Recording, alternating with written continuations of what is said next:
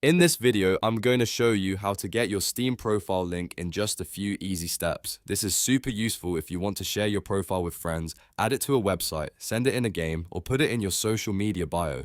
The good news is you don't need any extra software or complicated settings. You can find it right inside Steam in just a minute or two. If this tutorial helps you out, make sure to hit the like button and subscribe for more quick tech guides just like this.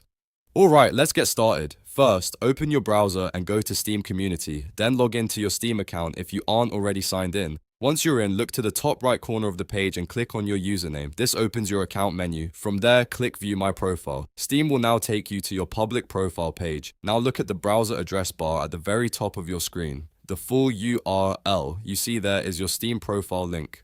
This is the link you can copy and share with anyone who needs to visit your profile directly. To copy it, simply click inside the address bar, highlight the full link, and use Ctrl+C on Windows or Command+C on Mac. You can also right-click and choose copy if that's easier for you. If you want, you can paste it into a message, email, Discord chat, or wherever you need it. And that's it. You've successfully found your Steam profile link. It's really that simple once you know where to look.